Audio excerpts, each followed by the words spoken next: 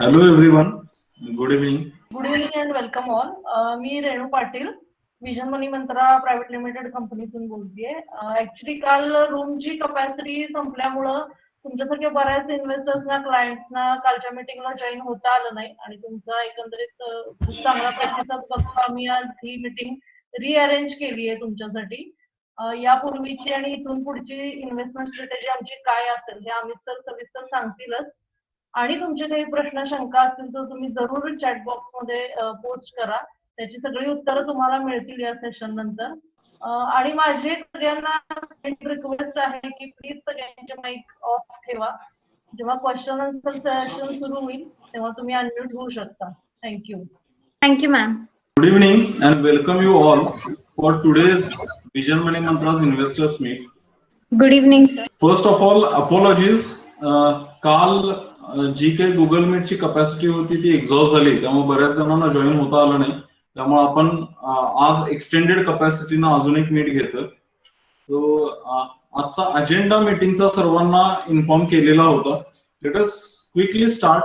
आजचा जो actually basic agenda जो आहे तो प्रेझेंटेशन पेक्षा टू वे कम्युनिकेशन वरती जास्त भर असेल. तर जे काही maximum number of question answers आपल्याला डील करता येतील तर त्याला आपण जास्तीत जास्त वेळ देऊया. आमच्याकडे फॉर्मच्या माध्यमातून काही क्वेश्चन्स आलेले आहेत, काही आरएम्स कडे पण क्वेश्चन्स आहेत आणि त्याचबरोबर जे काही पार्टिसिपंट्स आहेत त्यांचेही क्वेश्चन आन्सर्स आपण जरूर डील करूया. So let start. सगळ्यांना शो होतीये.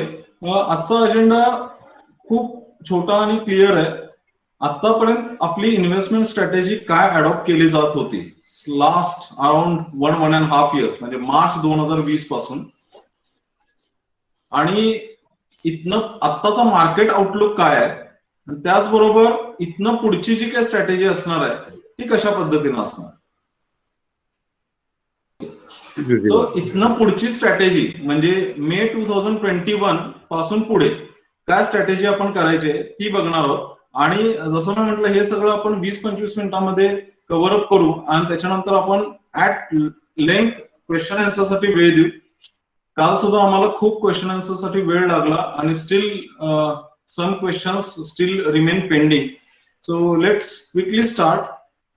आत्ताची जी स्ट्रॅटेजी होती म्हणजे मार्च 2020 पासून आजपर्यंत ती अशी होती की ज्यावेळी मार्च 2020 ला कोविडच्या भीतीमुळं इक्विटी मार्केटमध्ये एक जोरदार करेक्शन आलं. म्हणजे सेन्सेक्स जो होता तो टेंटेटिव्हली 30,000 खाली आला होता, निफ्टी 9,000च्या आसपास खाली आला होता.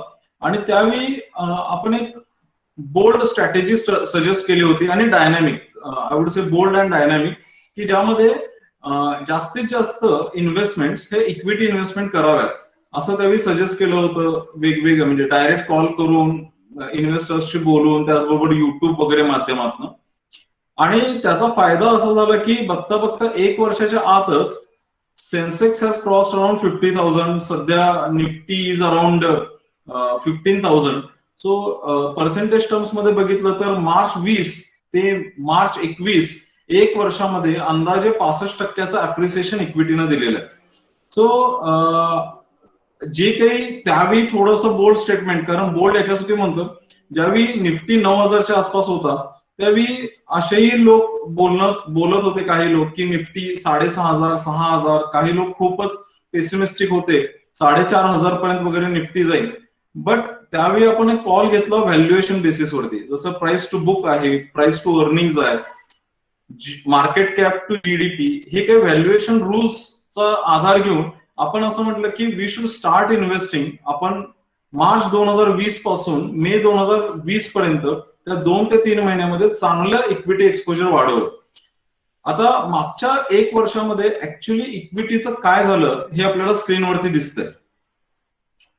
एक्झॅक्टली 1 वर्षाचा पिरियड आहे, मे 20 टू मे 21. 1 वर्षाच्या पिरियडमध्ये सेन्सेक्स जो 30,000च्या आसपास होता तो अंदाजे 50,000 गेला. सो अशा पद्धतीनं रॅली झाली. आता हे दाखवण्याचं कारण हे आहे की बऱ्याच वेळेला जे नवीन इन्व्हेस्टर्स असतात, पर्टिक्युलरली SIP किंवा म्युच्युअल फंड्स इक्विटीमध्ये, तेव्हा असं म्हटलं होतं की आम्ही 2 वर्ष इन्व्हेस्टमेंट करतोय, 2.5 वर्ष इन्व्हेस्टमेंटला झाली, पण रिटर्न्स म्हणावे तसे दिसत नाही, असं काही वेळेला घडू शकतं. आणि त्यामुळेच आम्ही प्रत्येक वेळी म्हणतो की equity is a long term asset class. आपण कमीत कमी 4, 5, 6 वर्षाचा वेळ हा इक्विटीला दिला पाहिजे. आपण बघितलं की 2018, 2019 इक्विटी तेवढं चांगलं परफॉर्म केलं नाही जेवढं अपेक्षित होतं.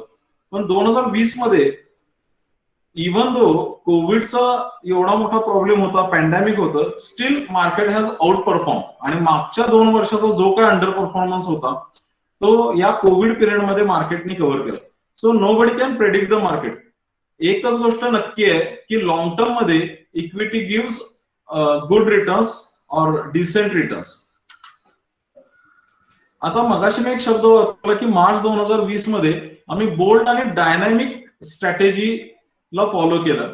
बोल्डनेस तरी सांगितलं की अगदी बिनधास्त आम्ही जास्तीत जास्त इक्विटी एक्सपोजर त्यावेळी घेण्यासाठी सांगितलं. How we have dynamically change the ratios, तर ते आपण बघणार आहोत. बेसिकली जे लोक जुने इन्व्हेस्टर्स आहेत आणि जे रेग्युलरली आमच्या टचमध्ये आहेत त्यांना प्रत्येकाला डेट आणि इक्विटी हे 2 ऍसेट क्लास खूप क्लिअर असतील. डेट म्हणजे जिथं आपल्याला फिक्स डिपॉझिट सारखंच व्याज 5 ते 6% मिळेल अंदाजे. त्याच्याबरोबर इक्विटी सारखं रिस्क नसेल, म्हणजे मार्केट वर खाली जाणार त्याबरोबर डेट मार्केटला काय फरक पडत नाही. सो डेटला रिटर्न्स हे स्टेबल मिळेल.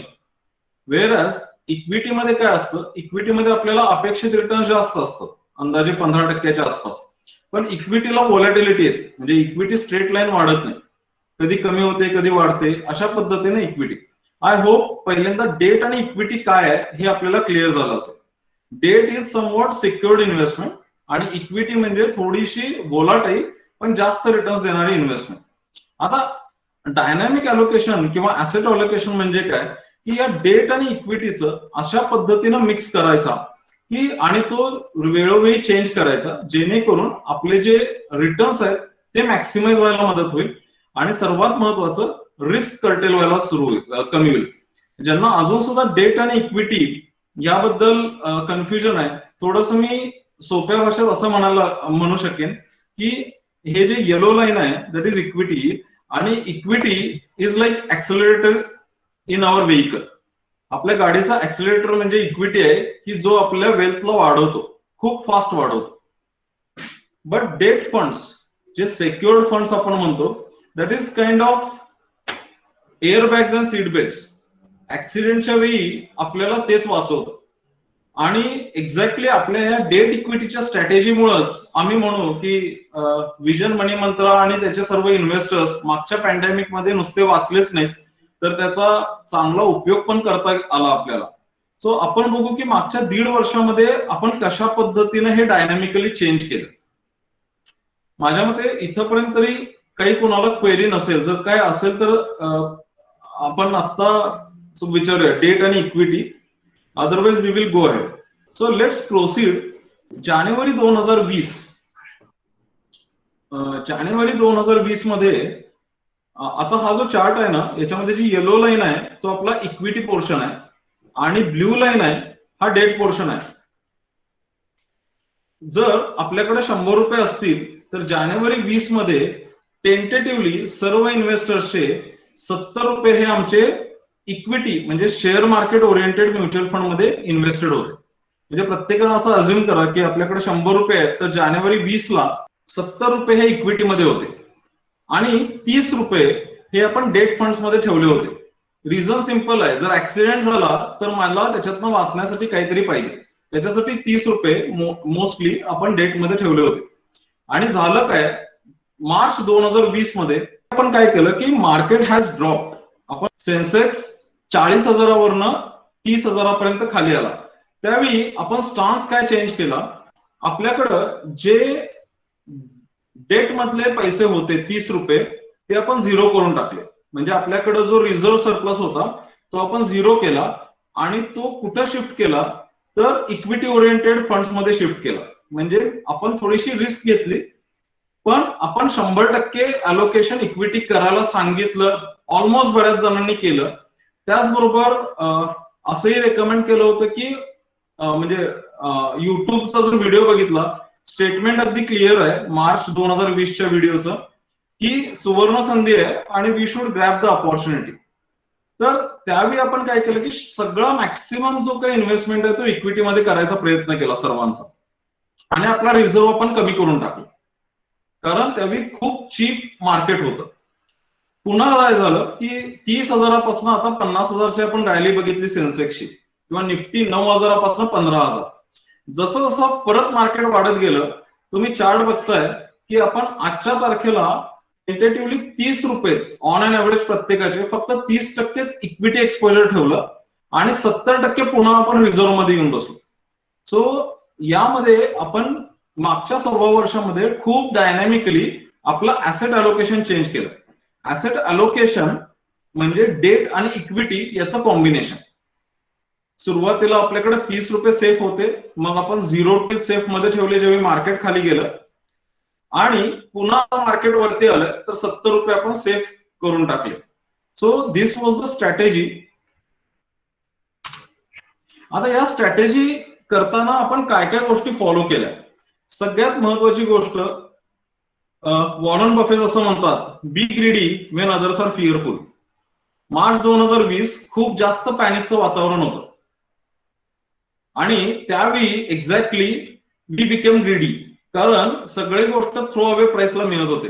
म्हणजे जर काही जण व्हॉट्सअपवरती जोक वाचत असतील तर त्यावेळी असे पण जोक यायचे की भेळचा शेअर हा भेळीपेक्षा पण स्वस्त मिळतोय. So and today's the price of bhel is around 75-72. HDFC बँकचा शेअर त्यावेळी अंदाजे 900 रुपयाच्या आसपास होता. नाव इट इज, आजच माझ्या मते HDFC बँक 4% वाढलेला आहे. It is around 1400 something.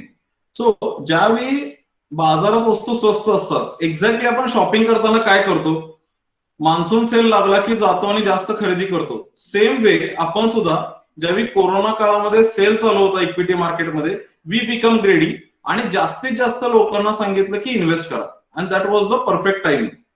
दुसरं काय, दुसरी एक जी आपली फिलॉसॉफी आहे, जी परत जे लोक जुने आहेत इन्व्हेस्टर्स आमच्याबरोबर, की we try to get risk adjusted returns. Risk adjusted returns म्हणजे मला असं म्हणायचं की कमी रिस्क मध्ये कमी जोखीम घेऊन रिटर्न्स कसे जनरेट करायचे याच्यावरती आमचा जास्तीत जास्त भर असतो.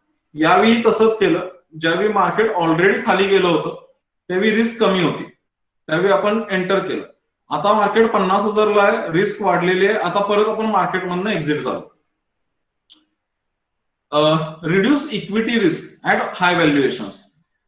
मी कायमच व्हॅल्युएशनचे काही रेशोज डिस्कस करत असतो. जसं प्राइस टू बुक आहे, आज तो 4च्या पुढे गेलेला आहे. सो मला वाटतं की व्हॅल्युएशन तितकं स्वस्त नाहीये, त्यामुळे आपण इक्विटी एक्सपोजर थोडंसं कर्टेल डाऊन केलेलं आहे. आणि सर्वात महत्वाचं, actively managing the asset allocation. Risk adjusted returns म्हणजे कमी जोखीम मध्ये जास्त रिटर्न्स मिळवायला पाहिजे. म्हणजे असं नाही की मला जास्त रिटर्न्स मिळवायचे म्हणून मी अननेसेसरी रिस्क घ्यायला पाहिजे, नॉट रिक्वायर्ड. त्याचबरोबर आपण हाय व्हॅल्युएशनला इक्विटी कमी करतो. व्हॅल्युएशन कसं मोजू शकतो, वेगवेगळे प्रकार आहेत. जसं पीई रेशो आहे, पीबी रेशो आहे, GDP to market, market cap to GDP, हे सगळ्या गोष्टी वापरून आपण हे चेक करू शकतो की सध्या मार्केट काय व्हॅल्युएशनला आहे, ओव्हर व्हॅल्यूड की अंडर व्हॅल्यूड. आणि सगळ्यात महत्वाचं, जो म्हणजे बाकीच्या 1-2 गोष्टी जरी लक्षात आल्या नाही तर चालतील, actively managing asset allocation. Debt आणि इक्विटी हे प्रत्येकाला समजायलाच पाहिजे असं मला वाटतं. आपण कधी इन्व्हेस्ट करताना आपल्या ऍसेट क्लासमध्ये रिशफलिंग हे प्रॉपर टायमिंगला करायला पाहिजे. And that we did exactly. मी एक स्लाइड मागे घेतो. इथं आपण बघतोय जानेवारी 20ला 70% इक्विटी, 30% डेट. मे 2020 100% इक्विटी, 0 डेट, आणि पुन्हा आता 70% डेट, 30% इक्विटी. सो ह्या गोष्टी आपण फॉलो केल्या आणि मागच्या 1.5 वर्षात thank God we survived in the investment scenario. आणि ऑलमोस्ट जे लोक म्हणजे त्यावेळी आम्ही विचारायचो, जे म्युच्युअल फंडचे आरएम्स आहेत, की काय चाललंय आता, एवढं करेक्शन येते तर बाजारात काय परिस्थिती आहे, तर त्यावेळी आम्हाला रिॲक्शन अशी मिळायची की इन्व्हेस्टर्सच्या मनामध्ये थोडं पॅनिक आहे, रिडम्पशन्स होत आहेत किंवा SIP स्टॉप होत आहेत. पण ज्यावेळी आम्ही विजन मनी मंत्राचा पोर्टफोलिओ बघत होतो त्यावेळी आम्हाला असं काहीच जाणवलं नाही.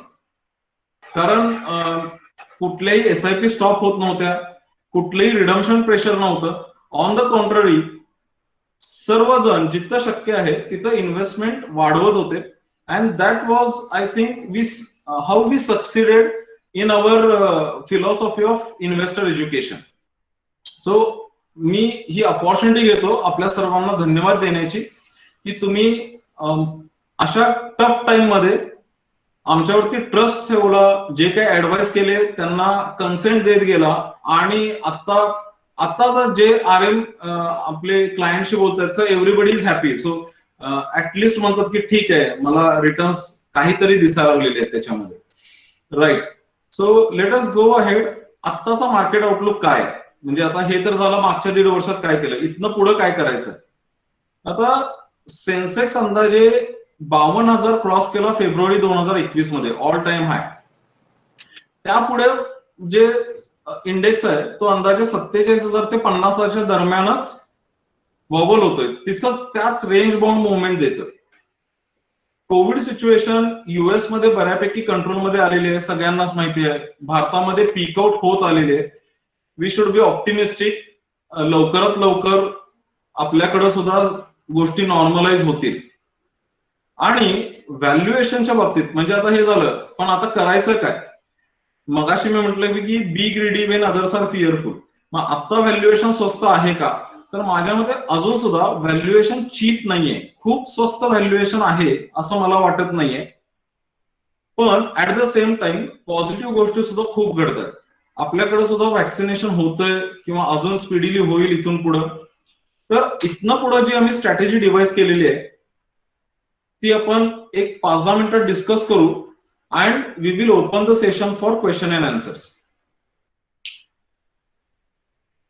Covid wave almost we are at peak and we should be hopeful की by Diwali most of the things will get normalised. Okay. Then मग आता जे आम्ही ऍसेट अलोकेशन करायचं म्हणतोय ते ग्रॅज्युअली इक्विटीचं अलोकेशन दिवाळीपर्यंत वाढवायला पाहिजे असं मला वाटतं. आता आम्ही एक चेंज करतोय स्टाईल ऑफ फंड सिलेक्शन मध्ये. तो चेंज असा आहे की मागच्या मार्च एप्रिलला आम्ही generally large cap, mid cap, multi cap असे जनरलाइज फंड्स जास्त घेत होतो पोर्टफोलिओमध्ये. पण आता जे इथनं पुढे आम्ही फंड शक्यतो सजेस्ट करतोय ते सेक्टोरियल फंड सजेस्ट करतोय. सेक्टोरियल फंड्स म्हणजे काय की एका सेक्टरचा एक फंड, फॉर एक्झाम्पल मी इथं दिलेलं आहे जसं प्रेझेंटेशन मध्ये दिसतंय बँकिंग. जर आपण बँकिंग ओरिएंटेड म्युच्युअल फंड घेतला तर त्याच्यामध्ये फक्त बँक आणि फिनान्शियल सर्व्हिसेसच्याच कंपन्या असतील. किंवा आपण जर फार्मा सेक्टर घेतला तर फक्त फार्मास्युटिकल्स, हॉस्पिटल्स, पॅथलॅब या कंपन्या येतील. तर अशा पद्धतीनं आपण सेक्टोरियल फंड्स थोडेसे जास्त आता इन्व्हेस्ट करावेत असं आम्हाला वाटतं. आजचं जर उदाहरण बघितलं माझ्या मते इंडेक्स 1.25% वाढलेला आहे, पण बँक निफ्टी मी चेक नाही केला, पण I think it should be at least 3-3.5% positive दिलेला असेल. मला असं वाटतं इथनं पुढचे जे 1-1.5 वर्ष असतील ते एक सेक्टर टर्न बाय टर्न या सगळ्या पॅन्डेमिक मधनं बाहेर पडतील. सो आपल्याकडे जर सेक्टोरियल फंड्स असतील तर आपण जास्त चांगल्या पद्धतीने ते मॅनेज करू असं मला वाटतं. सेक्टोरियल फंड बद्दल जर काही कोणाच्या क्वेरीज असतील तर आपण नक्की घेऊया. त्याच्यानंतर नेमकं करणार काय आहोत, म्हणजे आता बऱ्याच जणांचं असेल की ठीक आहे आम्हाला ते तुमची थॉट प्रोसेस, ते मशीन कसं चालणार आहे नको, अल्टिमेटली रिझल्ट काय देणार आहे हे बघूया. जे काही डेट फंड्स आहेत, आता प्रत्येकानं असं अज्युम करा की तुमच्या पोर्टफोलिओमध्ये 10 लाख रुपये हे लिक्विड फंड मध्ये किंवा सेफ आहेत. तर आम्ही त्याचं 5 बकेट करतोय, 2-2 लाखाच्या 5 बकेट. पहिल्यांदा आम्ही पहिले 2 लाख रुपये हे इक्विटीला शिफ्ट करायला सुरू करू आणि ते 2 लाख रुपये शिफ्ट करताना सुद्धा पुढच्या 3 महिन्यामध्ये डिवाइड करून शिफ्ट करू. मी एक्झाम्पल दिलेलं आहे. 10 लाख जर डेट फंड मध्ये असतील तर पहिल्यांदा 2 लाख रुपये आपण घ्यायचे जे इक्विटीला शिफ्ट करायचे. त्यापैकी रोज 3,300 रुपये शिफ्ट होतील. सो दॅट पुढच्या 3 महिन्यामध्ये हे 2 लाख रुपये इक्विटीला जातात. पुन्हा हे 3,300 रुपये असताना हे एका इक्विटी फंडला न घेता मगाशी जसं मी सांगितलं, बँकिंग, फार्मा, कन्झम्पशन, IT अशा वेगवेगळ्या सेक्टोरियल फंड्सला शिफ्ट करते. So this is strategy for bucket 1. पहिले 2 लाखाबद्दल ही आपण स्ट्रॅटेजी करू. पुढं काय करणार आहोत की 1-2 आठवडे गेल्यानंतर आपण पुढचे 2 लाख पिकअप करू. त्या 2 लाखाला पुन्हा सेम स्ट्रॅटेजी रिपीट करू. पुन्हा 3 महिन्यामध्ये हे सर्व पैसे इक्विटीला जातील. And this we will keep on. असं हे पुढच्या 6-8 महिन्यामध्ये चालू राहील. स्टेप 4 ही एक ऍडॉप स्ट्रॅटेजी आहे.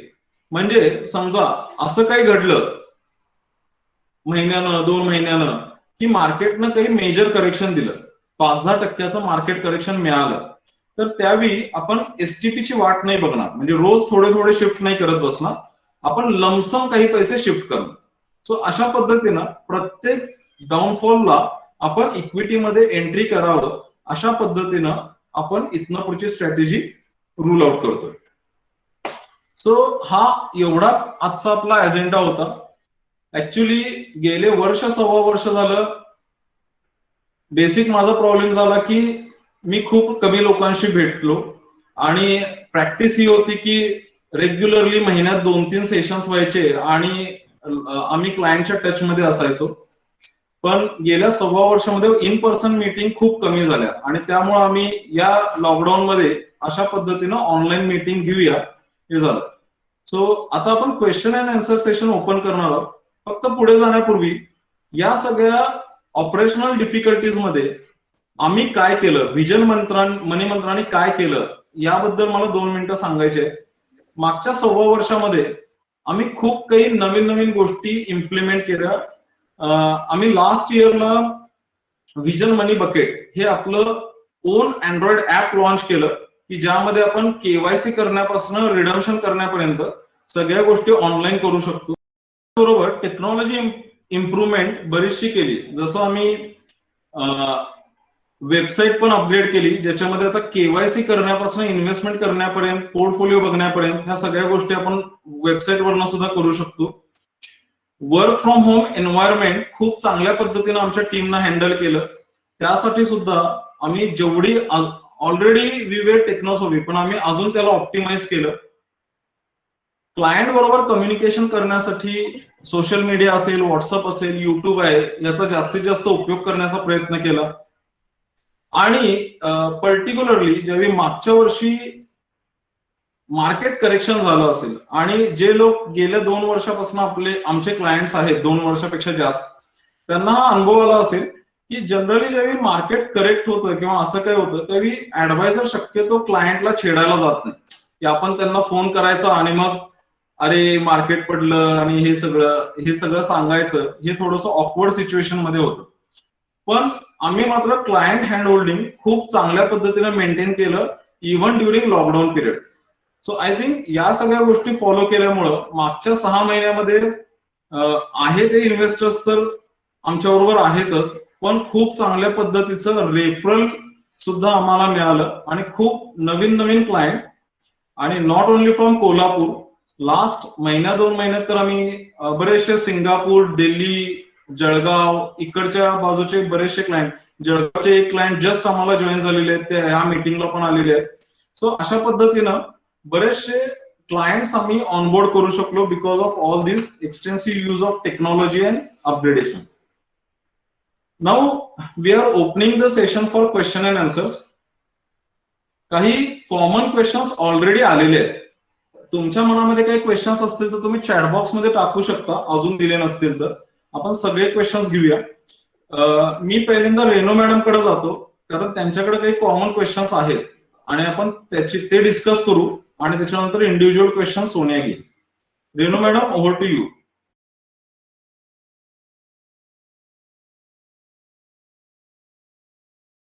Yes sir. बऱ्याच लोकांचा असा क्वेश्चन असतो की मी इन्व्हेस्टमेंट कुठल्या क्षणी सुरू केली पाहिजे.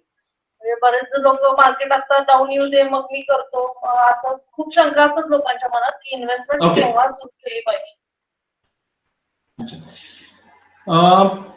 इन्व्हेस्टमेंट SIP जर करायची असेल तर जेवढ्या लवकर शक्य आहे तेवढं करायला पाहिजे कारण SIP मध्ये ऑटोमॅटिकली ऍव्हरेजिंग होतं. तर मग त्याला मार्केटचं टायमिंग बघायची तितकी गरज नाहीये. आणि दुसरी गोष्ट, मार्केटचं टायमिंग बघायला तुमचे ऍडवायझर तुमच्या बरोबर आहेत. कारण एसआयपी करताना डेट फंड मध्ये करायची की इक्विटी फंड मध्ये करायची याच्याबद्दल सुद्धा आम्ही खूप कॉशियस असतो. त्यामुळे कधी इन्व्हेस्टमेंट सुरू करायची, माझ्या मते ऍट द अर्लिएस्ट हे त्याचा आन्सर असेल. जर आपल्याला काही लमसम इन्व्हेस्टमेंट करायची असेल तर त्यामध्ये सुद्धा सेव्हिंग बँक अकाउंटला पैसे ठेवण्यापेक्षा लिक्विड फंड मध्ये पार्क करून ते आपण जर योग्य वेळी, जसं मगाशी एक्झाम्पल दिलं, रोज 3,000 4,000 अशा पद्धतीनं आपण ग्रॅज्युअली इक्विटीला जर शिफ्ट केलं तर माझ्या मते ते जास्त संयुक्तिक होईल. कारण कुणालाही माहिती नाही की उद्या मार्केट काय होणार. म्हणजे जे लोक मला याच्या आधीपासून ओळखतात, जनरली मी हा एक डायलॉग सांगत असतो की कुणालाच माहिती नाही की मार्केट उद्या काय होणार आहे, 2 महिन्यांना काय होणार आहे. सो आम्ही काय स्ट्रॅटेजी अडॉप्ट करतो की जर मार्केट वरती गेलं तरी माझा फायदा व्हायला पाहिजे, आणि जर मार्केट खाली गेलं तरी सुद्धा मी त्या चक्रव्यूहातनं व्यवस्थित बाहेर पडून मला रिटर्न्स कमवूनच त्याच्यातनं बाहेर पडायचं. सो माझ्याकडं म्हणजे, कारण मला हे माहिती नाही, मी हे कन्व्हिक्शन घेऊन आज बसलेलो नाहीये की 6 महिन्याला मार्केट वरती जाईल की खाली जाईल. मी स्ट्रॅटेजी घेऊन बसलोय की मार्केट वरती गेलं तरी मला बेनिफिट व्हायला पाहिजे आणि मार्केट खाली गेलं तरी बेनिफिट व्हायला पाहिजे. So I think investment start करायला ऍट द अर्लिएस्ट हेच योग्य होईल. कारण आता काही लोक काय म्हणतील, मागच्या वर्षी मला फोन आला होता पण त्यावेळी मी केलं नाही, आता त्यावेळेस 30,000 आता 50,000 झालं, आता मी थांबतो, आता 30,000 परत कधी बघायला नाही मिळणार आपल्याला. So now we should not stop. तर युअर ऍडवायझर इज देअर की जे डेट इक्विटीचं अलोकेशन करतील. रेणू मॅडम, अजून काही क्वेश्चन? सर अजून एक असं असतो बऱ्याच लोकांना, जसं आता तुम्ही सांगितलंच थोडंफार की एसआयपी केलेली बरी की लमसम केलेली बरी. बऱ्याच लोकांना लमसम केली तर जास्त रिस्की आहे असा एक समज असतो. अगदी बरोबर आहे. ओके, लक्षात आलं. तर लमसम इन्व्हेस्टमेंट केली तर जास्त रिस्क असते, हा पहिला पार्ट बरोबर आहे. पण ती कुठं केल्यावर, जर लमसम आपण इक्विटीमध्ये केली तर, म्हणजे आपण जर एकदम एक 25 लाख रुपये घेतले आणि इक्विटी फंड मध्ये डायरेक्टली इन्व्हेस्ट केले तर ऑब्व्हियसली रिस्क जास्त आहे. पण जर आता आपल्याकडे आपण काय स्ट्रॅटेजी वापरतो की 25 लाख रुपये ज्यावेळी येतात त्यावेळी ते लिक्विड फंडला पार्क करतो ज्याच्यात रिस्कच नाहीये, आणि ते 25 लाख आपण ग्रॅज्युअली इक्विटीला घेतो. सो अगेन प्रिन्सिपल प्रोटेक्शन हे बाय डिफॉल्ट केलं जातं. त्यामुळं लमसम करायची का एसआयपी करायची, जर आपल्याकडे लमसम पैसे असते, म्हणजे माझे लाईफ इन्शुरन्स मॅच्युअर झाले, एफडी मॅच्युअर झाले, पोस्टातले पैसे आहेत, रिटायरमेंटचे काही फंड्स आलेले आहेत, तर हे पैसे लमसम इन्व्हेस्ट करावे. आणि जर मला माझ्या रेग्युलर इन्कम मधनं काही पैसे इन्व्हेस्ट करायचे तर मला एसआयपी करायचे. म्हणजे मला 50,000 रुपये पगार आहे, मला दर महिन्याला 15,000 ची एसआयपी करायची, तर त्या केसमध्ये एसआयपी करायला पाहिजे. इथं मला अजून एक गोष्ट ऍड करावीशी वाटते. जसं तुम्ही म्हटला की आत्ता मार्केट वरती आहे, रिस्की आहे, मी आता इन्व्हेस्टमेंट करू की नको करू. मी एक इथं स्लाइड दाखवतो. कुठलाही आपण ज्यावेळी चार्ट बघतो त्याला 2 ऍक्सेस असतात, एक्स ऍक्सिस आणि वाय ऍक्सिस. वाय ऍक्सिस हा प्राइसचा आहे, म्हणजे आता आपण म्हणतोय सेन्सेक्स 50,000ला आहे, मागच्या वर्षी तो 30,000ला होता आणि तो रोज असा वर खाली होतो. प्राइस फ्लक्च्युएशन हे आपल्या हातात नाहीये, ते यापूर्वीही होत होतं आणि इथून पुढेही होणार आहे. पण त्याचा दुसरा ऍक्सेस आहे ना, तो खूप महत्वाचा आहे, दॅट इज टाइम. आणि बऱ्याच वेळेला इन्व्हेस्टर्स टाइमचं महत्व काय हे माहिती नसल्यामुळं आपण तितकं लक्ष देत नाही. मी अजून एक स्क्रीन शेअर करतो, जर माझ्याकडे रेडीली अवेलेबल असेल तर आपल्याला टाइमचं महत्व काय आहे हे लक्षात येईल. आता हे जे एक्झाम्पल आहे ना, खूप महत्वाचं आहे, प्लीज प्रत्येकानं अटेंटिव्ह राहा. 10,000 ची एसआयपी आपण सुरू केलेली आहे असं हे एक्झाम्पल आहे, आणि हा डेटा आहे मार्च 2021 पर्यंतचा ऍक्च्युअल फिगर्स आहेत, म्हणजे फंडची नावं सुद्धा आहेत, कुठल्या फंडला काय रिटर्न्स मिळाले. मार्च 2021 ला जर आपण 1 वर्ष एसआयपी सुरू केलेली झालेली आहे, म्हणजे मार्च 20 ते मार्च 21 किंवा 5 वर्ष झाले, अशा पद्धतीने हा नंबर ऑफ इयर्स आहे. मी डायरेक्टली लास्ट पार्टला जातो. शेवटचे 2 कॉलम आहेत 18 आणि 20. 20 वर्ष म्हणजे या माग 20 वर्ष मी एसआयपी सुरू केली. 2001 ला जर आपण एसआयपी सुरू केली तर आज त्याचा स्टेटस काय, आणि 18 वर्ष आधी सुरू केली तर आज त्याचा स्टेटस काय. म्हणजे दोन व्यक्ती आहेत, एक्सनी 2001 मध्ये सुरू केलं आणि वायनी 2003 मध्ये सुरू केलं. दोघांच्या मध्ये फक्त 2 वर्षाचाच फरक आहे. पण रिझल्ट मध्ये किती फरक आहे ते आपण बघूया. 18 वर्ष ज्यांनी एसआयपी सुरू केलेली आहे त्यांची गुंतवणूक झाली 21,60,000. मी हायलाइट केलं 21,60,000 रुपये इन्व्हेस्टमेंट झालेली आहे. आणि त्याचं आजचं व्हॅल्युएशन अंदाजे 1 कोटी आहे. आपण बघतोय सगळ्या फंडला 1,05,00,000, 1,95,00,000. तो 18 वर्षात 21 लाख एसआयपी अमाऊंट इन्व्हेस्टमेंटचे अंदाजे 1 कोटी झाले. पण तेच ज्यांनी 20 वर्ष एसआयपी कंटिन्यू केलेली आहे, म्हणजे फक्त 2 वर्ष आधी सुरुवात केलेली आहे किंवा 2 वर्ष एक्स्ट्रा कंटिन्युएशन केलेलं आहे, त्यांची व्हॅल्यू मात्र अंदाजे 2 कोटी रुपये झालेली आहे. 1,93,00,000, 2,07,00,000. सो टाइम म्हणजे मगाशी जी मी प्रेझेंटेशन मध्ये सांगत होतो की प्राइस पेक्षा मी कुठल्या लेवलला इन्व्हेस्ट करतोय यापेक्षा मी किती टाइम साठी इन्व्हेस्ट करतोय हे महत्वाचं आहे. बऱ्याच वेळेला काही असं होतं की लोक काय करतात की एसआयपी सुरू करतात आणि 2-3 वर्षानंतर आयदर रिटर्न्स कमी आहेत म्हणून एसआयपी मधनं काही पैसे विड्रॉ करतात किंवा उलट पण घडतं. आता रिटर्न्स भरपूर मिळाले म्हणून पण विड्रॉ करणारे लोक असतात. या दोन्ही बाबतीमध्ये आपण काय करतो, हा टाइम कर्टेल करतो. तर ही डिस्कंटिन्युएशन शक्यतो करू नये, हे एक मला इथं ऍड करायचं. जेवढी आपण कंटिन्युटी ठेवू तेवढं लॉंग टर्मला कंपाऊंडिंगमुळे फायदा होणार आहे, मार्केटमुळे होणार नाहीये. हे फायदा जो होणार आहे तो चक्रवाढ व्याजामुळे होणार आहे. सो हा एक पॉईंट मला ऍड करायचा. सर फर्स्ट क्वेश्चन असा आहे की how to decide the SIP amount. Okay, nice. SIP amount किती करायची. आता एसआयपी अमाऊंट किती करायची हे वेगवेगळ्या गोष्टीवर आपण ठरवू शकतो. त्याला एक असं म्हणता येईल की at least 30% of income should be my saving. जर महिन्याला 1 लाख रुपये मी कमवत असेल तर 30,000 रुपये तर माझं सेव्हिंग व्हायला पाहिजे, म्हणजे 30,000ची एसआयपी व्हायला पाहिजे. हा एक रूल ऑफ थंब झाला. किंवा दुसऱ्या पद्धतीने गोल बेस्ड प्लॅनिंग. गोल बेस्ड प्लॅनिंग म्हणजे काय, मी एसआयपी करतोय कशासाठी, मी माझ्या रिटायरमेंटसाठी करतोय की माझ्या मुलांच्या एज्युकेशनसाठी करतोय की मला 5-7 वर्षांना घर अपग्रेड करायचंय त्याच्यासाठी करतोय. तर याला म्हणायचं गोल बेस्ड प्लॅनिंग. जोपर्यंत आपल्यासमोर काही गोल नसेल तोपर्यंत त्याला आपल्याला किती अमाऊंटची एसआयपी करायची हे ठरवता येणार नाही. सो मला पुन्हा असं म्हणायचं की ऍडहॉक एसआयपी म्हणजे मी 5,000ची केली, 25,000ची केली असं न करता आपण काहीतरी स्पेसिफिक गोलला पकडून जर एसआयपी केली तर डेफिनेटली आपल्याला कळेल की माझं नेमकं टार्गेट काय आहे आणि मला ते पोहोचण्यासाठी दर महिन्याला किती इन्व्हेस्ट करायचे. आपण इथं हवं तर एखादं एक्सेलवरचं एक्झाम्पल सुद्धा घेऊया जर सगळ्यांना पाहिजे असेल, रिटायरमेंट प्लॅनिंग कसं करायचं किंवा गोल बेस्ड प्लॅनिंग कसं करायचं. पण हे 2 गोष्टी आहेत, एक गोल बेस्ड करू शकतो किंवा इन्कमच्या 30% तर कमीत कमी पाहिजे. जर आपल्याकडे ईएमआय वगैरे काही नसतील तर आपण 40-50% पर्यंत इन्कमच्या हे सेव्हिंग नक्की करायला पाहिजे. Sir if I want to start STP on my load free amount, how can I start and how can I get information about that amount? Okay, Amit सरांचा हा प्रश्न आहे. माझ्या मते त्यांना असं म्हणायचं डेट फंड मधनं एसटीपी करायची आहे तर लोड फ्री अमाऊंट कशी करणार. डेट फंड मध्ये लोड ऑलमोस्ट आपण जे फंड्स घेतो ते लोड फ्रीच फंड असतात, म्हणजे त्याला कुठलाही लोड नसतो. तर आपण कधी एसटीपी स्टार्ट करू शकतो किंवा याच्याबद्दल इन्फॉर्मेशन कशी मिळणार. तर आपलं जे वेल्थ ऑफिस किंवा आपण जो पोर्टफोलिओ चेक करतो त्याच्यामध्ये डिटेल पोर्टफोलिओला गेल्यानंतर आपल्याला आपण एसटीपी किती केलेली आहे, कुठल्या फंड मधनं कुठे शिफ्ट झाले, ही सगळी माहिती आपल्याला तिथं मिळते.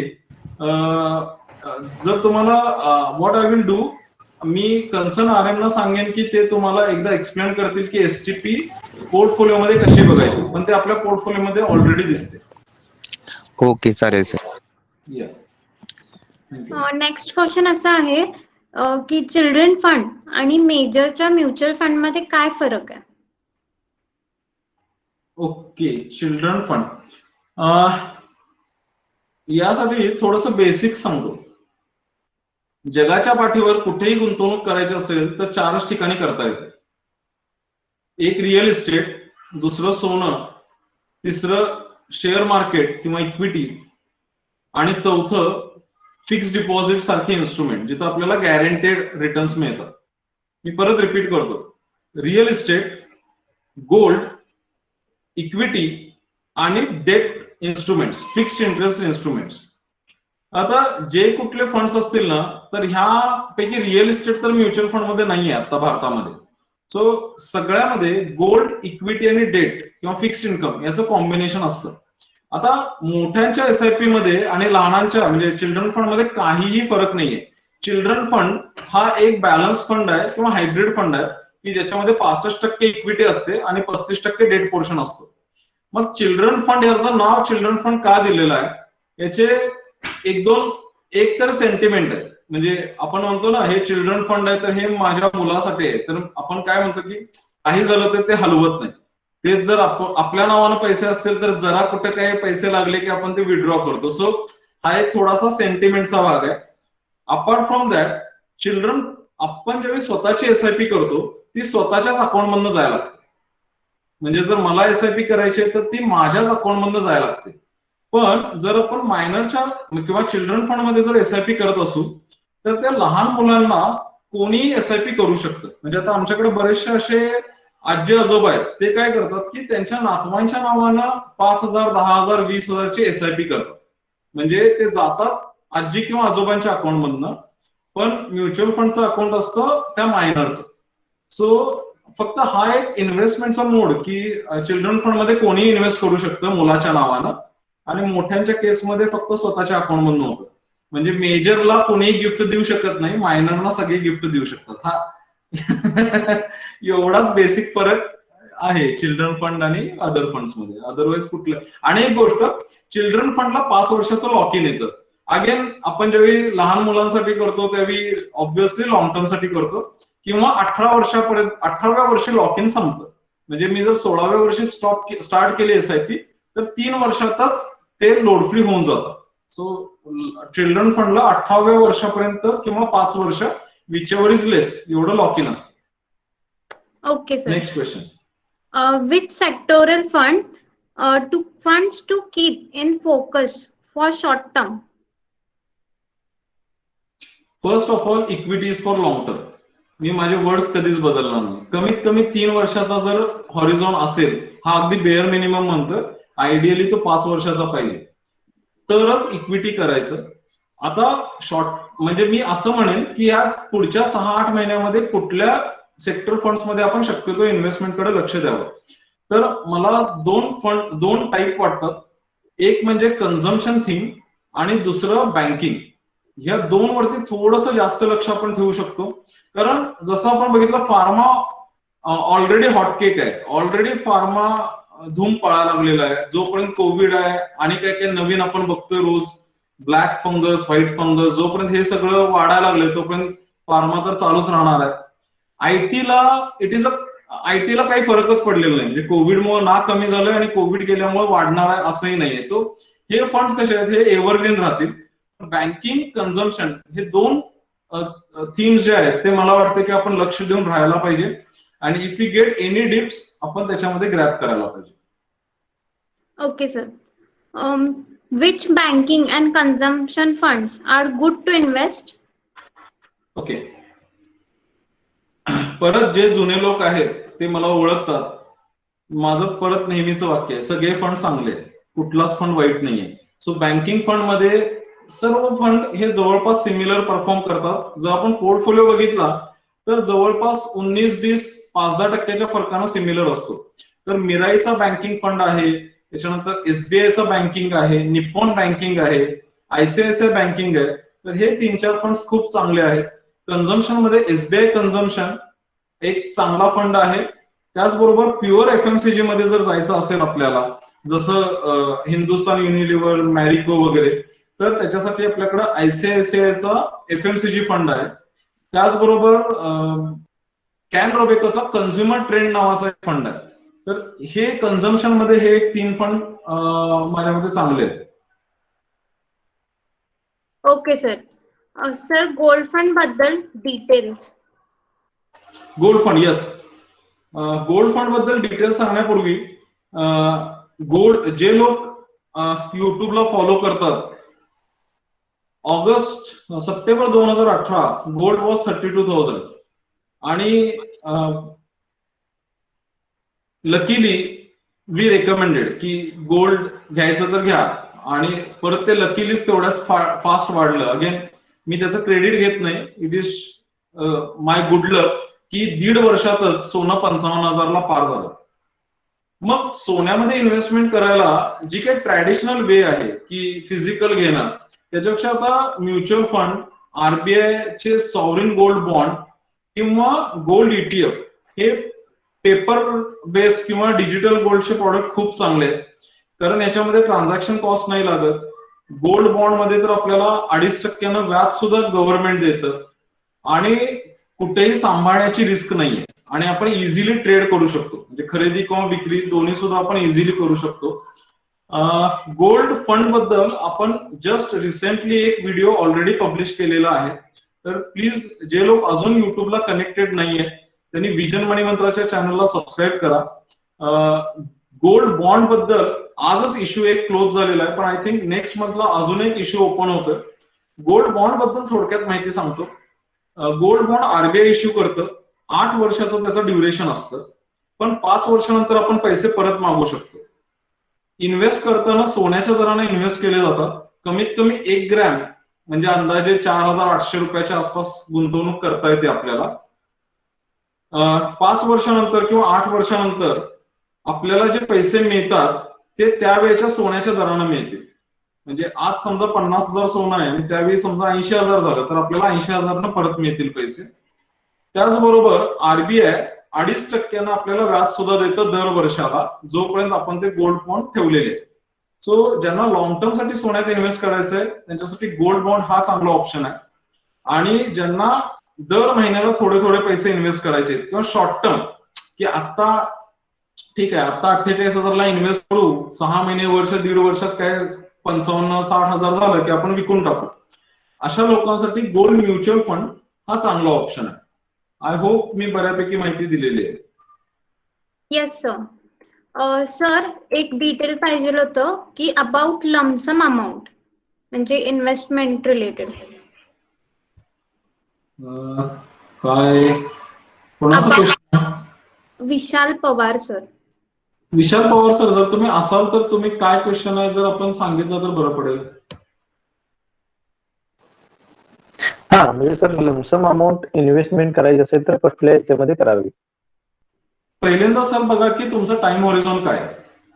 ती अमाऊंट जर 3-5 वर्ष किंवा त्यापेक्षा जास्त टाइम साठी असेल तर इक्विटी फंड मध्ये करायचं. जर ती अमाऊंट तुम्हाला 2 वर्षाच्या आत लागेल असं जर वाटत असेल तर डेट फंड मध्ये करायचं. आणि जर ती लॉंग टर्म असेल तर सुरुवातीला लिक्विड फंड मध्ये ठेवून वेगवेगळ्या प्रकारच्या इक्विटी फंड मध्ये, जसं मगाशी एक्सप्लेन केलं मी, mid cap, small cap, banking, FMCG, pharma, IT, auto, अशा वेगवेगळ्या फंड्स मध्ये आपण ती डिवाइड करून एका कुठल्याही फंड मध्ये न करता त्याचा एक प्रॉपर पोर्टफोलिओ बनवून त्याच्यामध्ये आपण इन्व्हेस्ट करू शकतो. Okay sir. Next question. Exit charges for liquid funds. Exit charges for liquid fund 0. फक्त 7 दिवसापर्यंत जर इन्व्हेस्ट केले, म्हणजे विदिन अ वीक रिडम्पशन केलं तर नॉमिनल चार्ज लागतो, पण जनरली आपण 1 आठवड्यापेक्षा जास्त ठेवतो, त्यामुळे प्रॅक्टिकली लिक्विड फंडला एक्झिट लोड 0. Okay.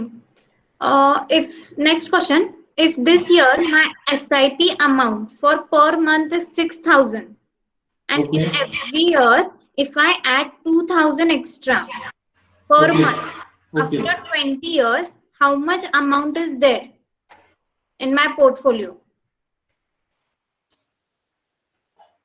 ठीक आहे. आपण एक काम करू, त्या क्वेश्चनचा उत्तर देऊ, पण माझ्यामध्ये हा पार्ट जरा त्याच्यापेक्षा महत्वाचा आहे. आणि काल एका इन्व्हेस्टरने हा प्रश्न खूप चांगल्या पद्धतीने विचारलेला.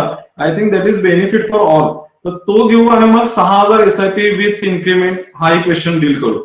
बेसिकली मगाशी मी म्हटलं की SIP किती करायची, म्हणजे मी 6,000 कुठनं फाइंड आउट केलं हे समजण्यासाठी मला गोल बेस्ड प्लॅनिंग करायला पाहिजे. म्हणजे मी एक एक्झाम्पल असं घेतो की समजा 35 हे माझं एज आहे, 60व्या वर्षी मी रिटायर होतोय आणि मला दर महिन्याला 50,000 रुपये घर खर्चासाठी लागतात. तर मी माझं रिटायरमेंट प्लॅनिंग कसं करायचं किंवा मुलांच्या एज्युकेशनचं कसं प्लॅनिंग करायचं, तर हे आपण करून घेणं गरजेचं आहे. आपल्याला 3च गोष्टी लागतात आणि द डेटा इज रेडी.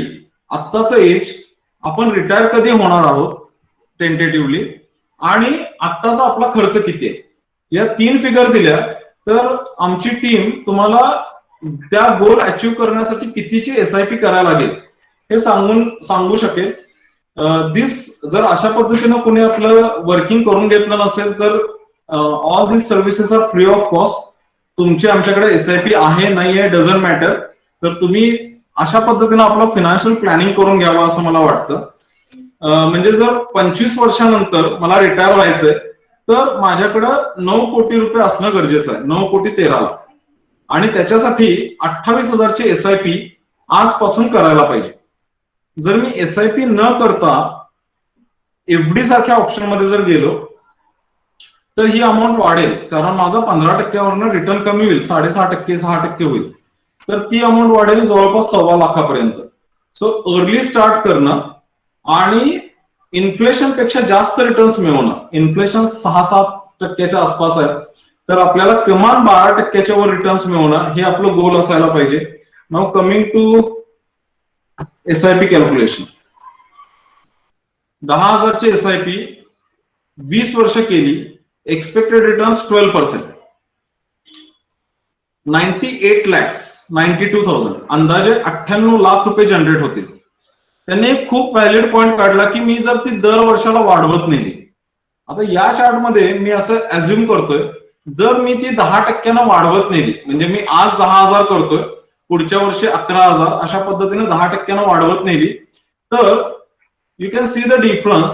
फक्त त्या 10% वाढवल्यामुळं जे आपल्याला आधी 98 लाख मिळत होते ते येत आहेत 1,87,00,000 लाख.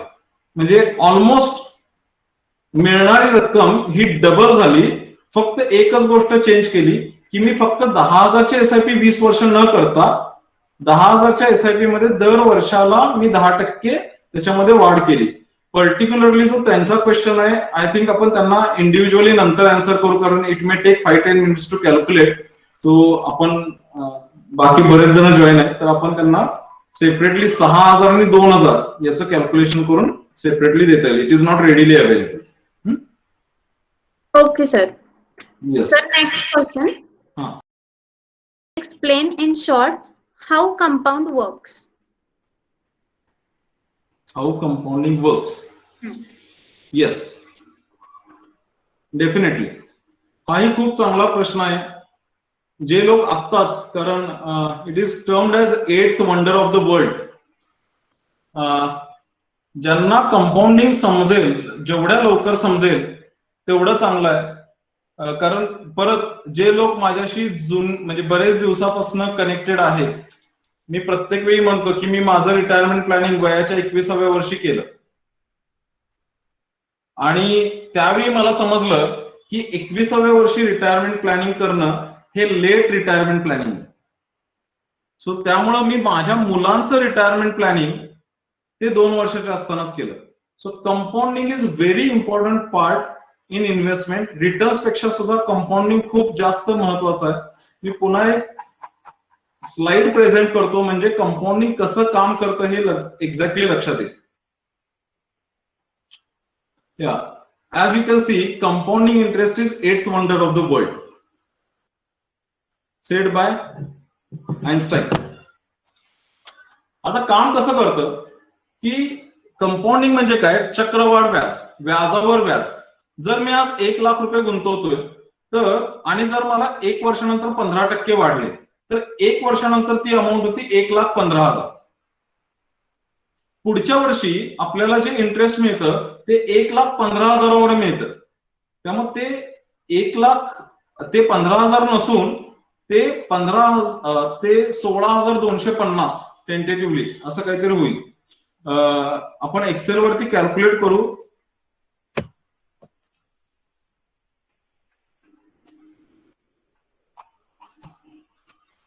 मी एक्झाम्पल देतो. 2021 या वर्षी आपण 1 लाख रुपये इन्व्हेस्ट केले. आता 2021 ला जेव्हा आपल्याला 15% इंटरेस्ट मिळेल, ती इंटरेस्ट अमाऊंट आहे 15,000 और रिटर्न्स आर 15,000. आता जेव्हा 2022 मध्ये इंटरेस्ट मिळेल ते ह्या 1 लाखावरती न मिळता 1,15,000 वरती मिळणार. सो सेकंड इयर इंटरेस्ट हे 15,000 नसून 17,250 आहे. हा बेसिकली कंपाऊंडिंगचा रूल आहे की चक्रवाढ व्याजावरती व्याज वाढणे. त्यामुळे काय होतं, मी आता एक एक्झाम्पल घेतो. 1 लाखाचे 2 लाख व्हायला 5 वर्ष लागतात 15%. पण 2 लाखाचे 3 लाख व्हायला पुढे 4 वर्ष लागतात आणि 3 लाखाचे 4 लाख व्हायला 1 वर्ष लागतं. सो इनिशियल टाइम मध्ये आपले पैसे डबल व्हायला खूप जास्त वेळ लागतो, पण पुढच्या वेळी तो बेस बनतो. म्हणजे माझे 1 लाखाचे एकदा 4 लाख झाले की ते 4 लाखच पुढचे पैसे वाढवतात. So because of that this is how the compounding works. आणि कंपाऊंडिंग ज्यांनी हे प्रेझेंटेशन बघितलेलं नाहीये, जे नवीन क्लायंट आहेत, 15%ने जर मी इन्व्हेस्ट केले 30 वर्षासाठी अंदाजे, तर 1 लाख रुपये एकदा असा दर वर्षाला नव्हे, एकदाच मी 1 लाख इन्व्हेस्ट केले, 30-35 वर्ष मी काहीच केलं नाही, तर त्याचे होतात अंदाजे 1,28,00,000. आणि जर दुसऱ्या व्यक्ती आहे त्याने 1 लाख रुपये एफडीत ठेवले, त्यानेही 35 वर्ष काहीच केलं नाही, तर इथं आपण 6% काय होतं ते बघतो. 6% 35 वर्षात होतात फक्त 8 लाख रुपये. सो त्यामुळे आपल्याला जर वेल्थ क्रिएट करायचे असेल तर इन्फ्लेशन पेक्षा जास्त रिटर्न पाहिजे आणि लॉंग टर्म साठी इन्व्हेस्ट करायला पाहिजे. याच्यामध्ये इन्व्हेस्टमेंट अमाऊंट मॅटर नाही करत. बऱ्याच वेळेला लोक म्हणतात की इन्व्हेस्टमेंट करायला खूप मोठी अमाऊंट पाहिजे. माझ्या मते नाही, खूप मोठा टाइम पाहिजे आणि रिटर्न्स इन्फ्लेशन पेक्षा जास्त पाहिजे. I hope I have answered. Inflation sorry compounding.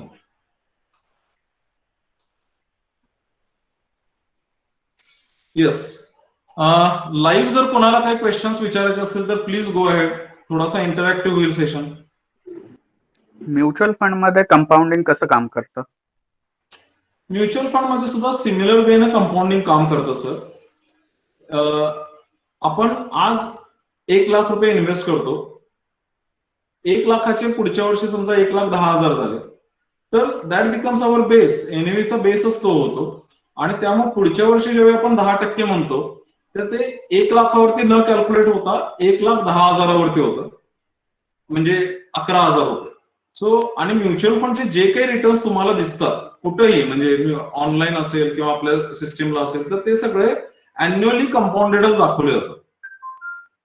So mutual fund हे कंपाऊंडिंग बेसिसवरच रिटर्न्स कॅल्क्युलेट करतं. सिम्पल इंटरेस्ट कधीच कॅल्क्युलेट नाही करत. Sir, one more question. Which time is best for investment? Yesterday was best. If not, then today. कुठलाही मुहूर्त बघायची आवश्यकता नाहीये. जेवढ्या लवकर करणं शक्य आहे. मी परत मगाशी थोड्याशा या मे बी जे बऱ्याच वेळेला काय होतं की पर्टिक्युलरली मेडिकल प्रोफेशन मधनं जर कोण आता जॉईन झाला असेल तर त्यांना नंबर बघितले की ते नकोसं वाटतं. फार नंबर नको. बिझनेस मन इज ओके, त्यांना नंबर बघून सवय. पण हे जर नंबर आपण बघितले आणि लक्षात घेतले तर आपल्याला समजेल की कंपाऊंडिंग, कारण which is the best time. जेवढ्या लवकर आपण करू तेवढ्या लवकर ते चांगलं आहे. मी तुम्हाला ओके मगाशी फिनान्शियल प्लॅनिंगची शीट शेअर करतो.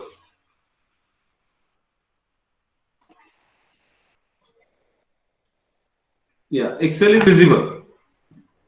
मी पुन्हा एकदा रिपीट करतो. मगाशी आपण काय केलं, एका 35 वर्षाच्या व्यक्तीचं प्लॅनिंग केलं की त्यांना जर रिटायरमेंटसाठी एसआयपी करायची असेल तर ते 28,000ची करायला पाहिजे, तर त्यांना 9 कोटी मिळतील त्यांच्या रिटायरमेंटच्या वेळी. आता मी असं म्हणतो की त्या 35 वर्षाच्या व्यक्तीनं असं ठरवलं की माझ्या 5 वर्षाच्या मुलाचं रिटायरमेंट प्लॅन करायचं. I am talking too much long term, but this is possible. आता मी त्या 5 वर्षाच्या मुलाचा रिटायरमेंट प्लॅन करतो. I have just change the age to 5. मगाशी त्या व्यक्तीला 9 कोटी लागत होते रिटायरमेंटला, आपण बघितलं. आता त्यांचा जो मुलगा आहे त्याला किती लागतील, तर त्याला लागतील 91 कोटी. 91 crores इज द रिक्वायरमेंट. पण त्याच्यासाठी आजपासून एसआयपी किती सुरू करायची आहे, फक्त 3,000 रुपयाची. त्यामुळं या प्रश्नाचं उत्तर आहे की जेवढं लवकर शक्य आहे तेवढं इन्व्हेस्टमेंटला सुरुवात करा. अमाऊंट डझंट मॅटर की आपण 5 लाख करतोय, 50 लाख करतोय की 500 रुपयाची एसआयपी करतोय. स्टार्ट होणं गरजेचं आहे. एकदा स्टार्ट झालं तर आपल्याला त्याच्यातल्या इंट्रिकसीज कळतील, त्याचे काय खाचाखोचा आहे, त्याच्यातनं कसे रिटर्न जनरेट करायचे, आणि जेणेकरून मग आपण हळूहळू त्याच्यामध्ये सीझन इन्व्हेस्टर म्हणून पुढे येऊ. NFO रिस्की आहे का इन्व्हेस्टमेंट साठी चांगला आहे? ओके, सी म्युच्युअल फंडचे जे NFO असतात सुमित सर, तर हे ऍक्च्युली याच्यामध्ये इन्व्हेस्टमेंट करायलाच पाहिजे असं काहीही नाही. म्हणजे जनरली NFO घेऊन जे लोक येतात ते बँकर किंवा ब्रोकर अशा प्रकारचे लोक येतात की जे सेल्स पॉइंट ऑफ व्ह्यू न असतात. म्युच्युअल फंड मध्ये, कारण त्याच्यामध्ये असं म्हटलं जातं की तुम्हाला 10 रुपयाचे NAV न सुरुवात होते, पण म्युच्युअल फंड मध्ये NAVचा काहीच संबंध नाही. म्हणजे त्या फंडची NAV 10 रुपये आहे की 1700 रुपये आहे, इट डझंट मॅटर, त्याचा रिटर्नवरती काही फरक पडत नाही. मग NAV चांगला का नको हे डिपेंड करेल की तो NFO कसला आहे. म्हणजे समजा एखादी चांगली थीम घेऊन जर कोण येत असेल तर डेफिनेटली त्या NFO कडे जायला हरकत नाही. पण फक्त NFO आहे म्हणजे NFO आहे म्हणून मी तो घेतोय हे त्याचं उत्तर नाहीये. मला तो फंड आवडलेला आहे किंवा त्याच्यामधली जे काही थीम आहे ती काहीतरी वेगळी आहे आणि अशा पद्धतीचा फंड आता बाजारात नाहीये, असं काही असेल तर आपण निश्चित NFO बघू शकतो. जनरली आमच्याकडे म्हणजे विजन मनी मंत्रा आमची प्रॅक्टिस आहे की आम्ही शक्यतो NFO मध्ये काही इन्व्हेस्टमेंट करत नाही. आम्ही फंडला सेटल व्हायला टाइम देतो.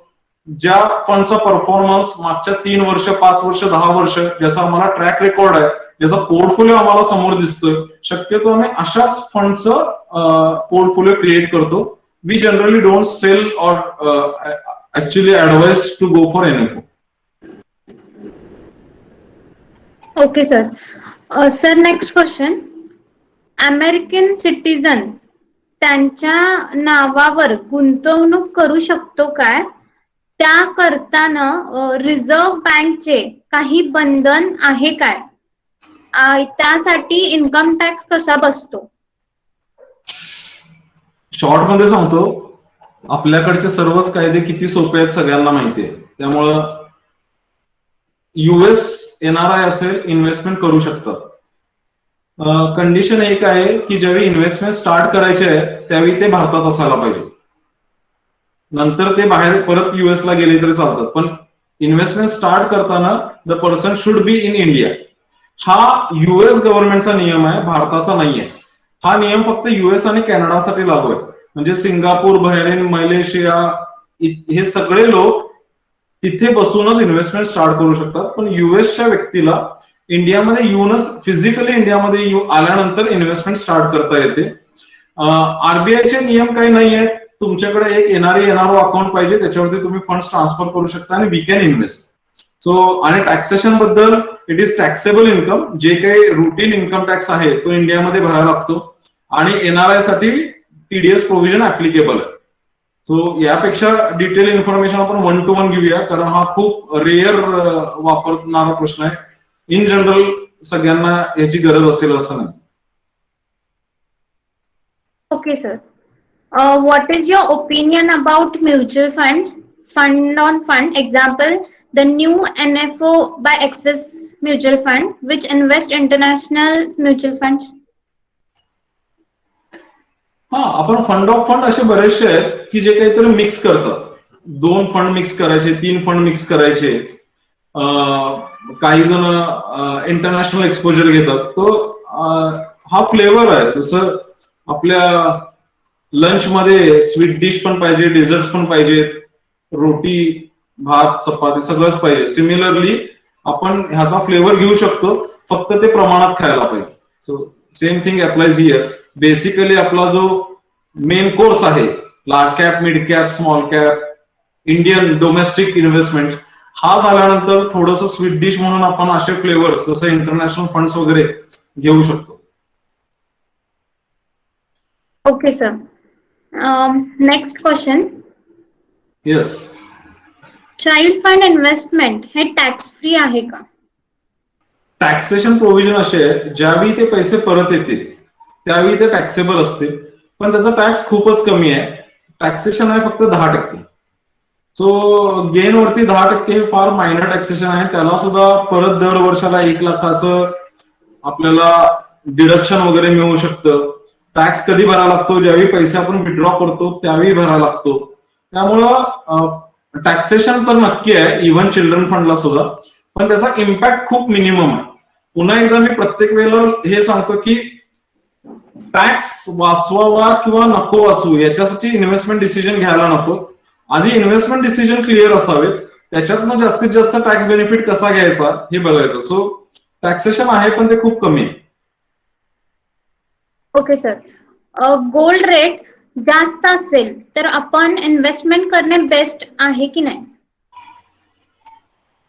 गोल्ड रेट जास्त असेल तरी करूच नाही.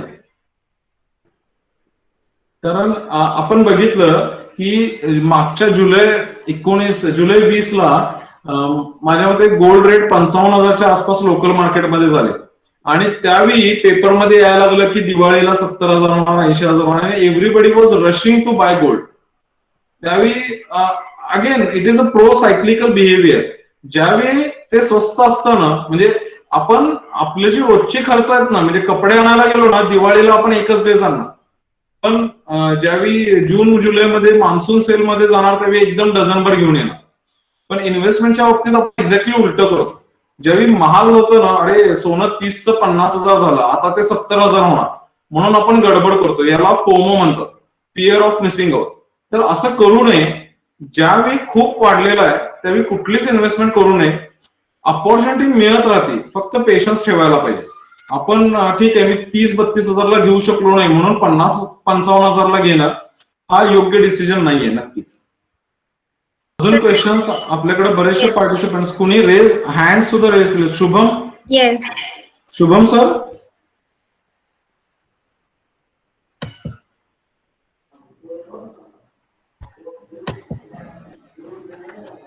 मला आवाज येत नाहीये. कोण प्रश्न विचारतोय का? निखिल, सुमित? हॅलो सर, निखिल हा निखिल जी. माझा एक प्रश्न होता.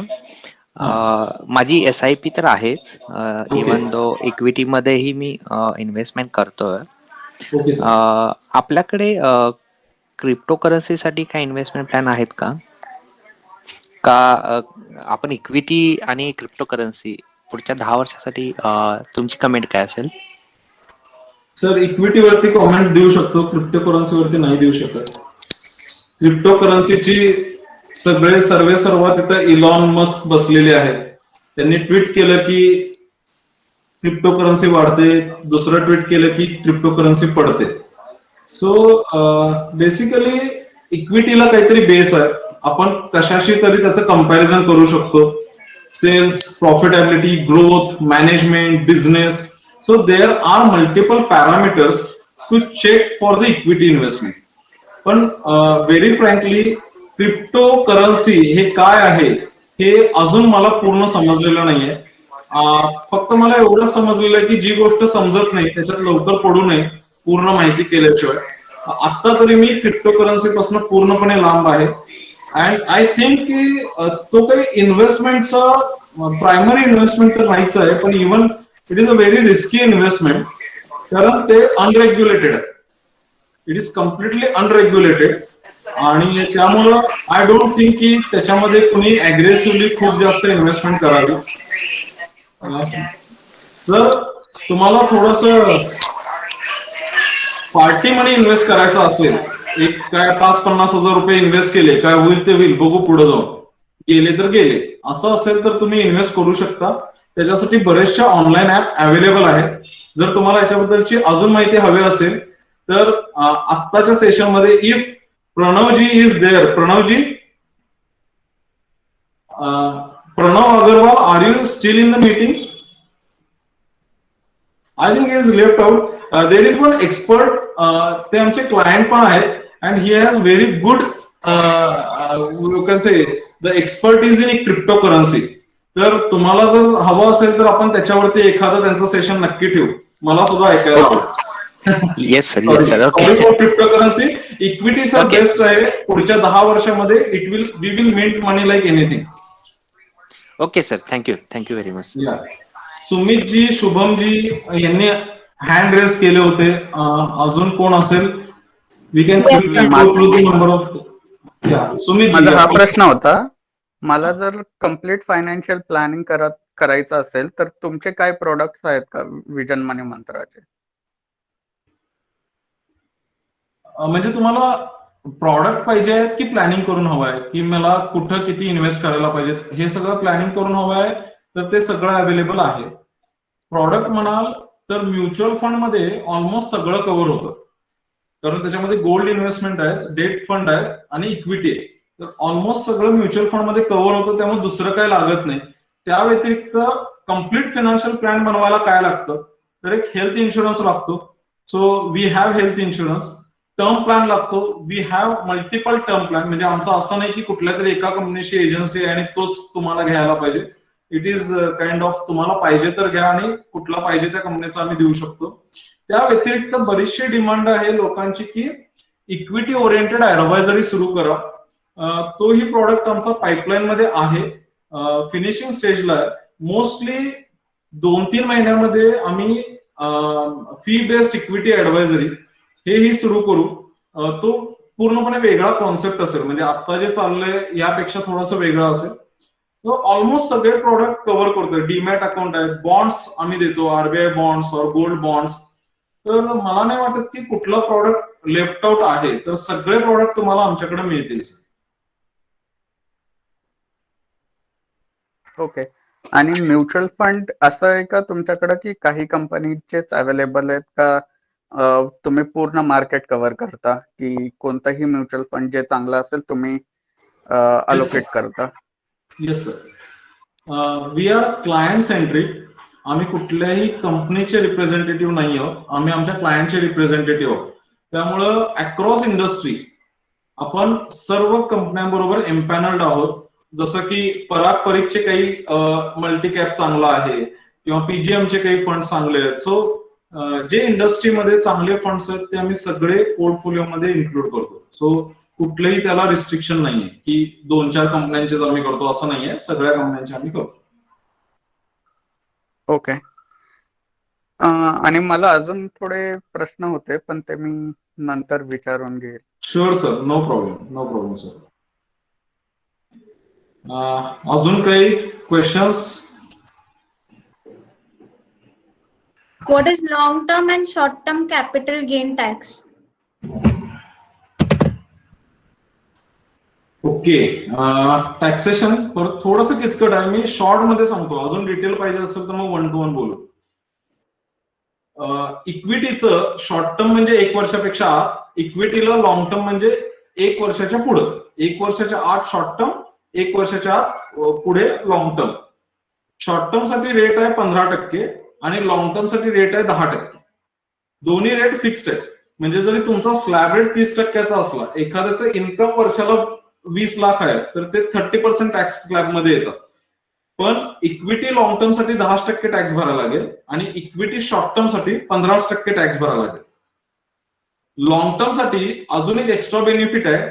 1 लाख पर्यंतचा लॉंग टर्म कॅपिटल गेन हा दरवर्षासाठी एक्झाम मिळेल.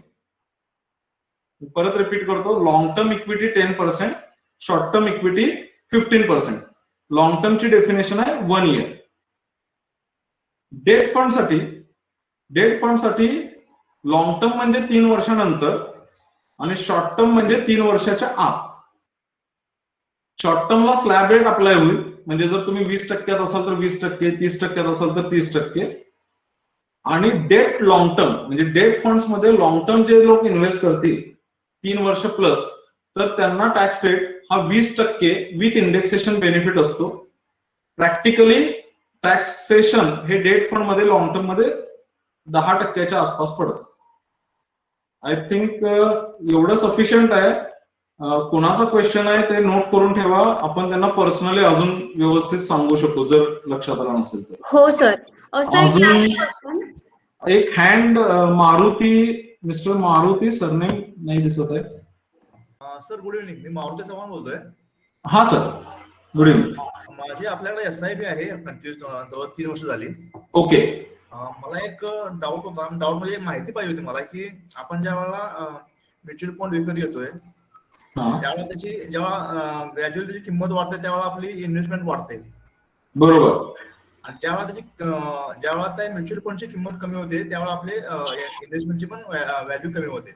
बरोबर. या केसमध्ये इंटरेस्ट हा पार्ट कसा येतोय आणि कंपाऊंडिंग कसं काम करतं त्याच्यामध्ये, म्हणजे ही अमाऊंट कुठे गुंतवली जाते की काय, कसं मला हे माहित नाही त्याच्यामध्ये. हे बघा, कंपाऊंडिंग ज्यावेळी आपण लॉंग टर्मचा विचार करतो ना सर, तर त्यावेळी हे अप्स अँड डाऊन्स एलिमिनेट केले जातात. म्हणजे ज्यावेळी कमी येतं त्यावेळी कमी येणार. म्हणजे समजा मी ₹1,00,000 घातले पण 95,000 झाले, तर तिथं पुढे परत 95,000वरच रिटर्न्स मिळणार आहेत. पण ज्यावेळी मी लॉंग टर्म साठी हे इन्व्हेस्टमेंट ठेवतो 5 वर्ष 7 वर्ष, त्यावेळी हे सगळे अप्स अँड डाऊन्स निघून जातात आणि आपल्याला एक थोडीशी स्मूथ लाईन मिळते. ती अंदाजे आपण म्हणतो 12 ते 15%ची. थोडस एक्सप्लेन करायला मी एक स्क्रीन शेअर करतो.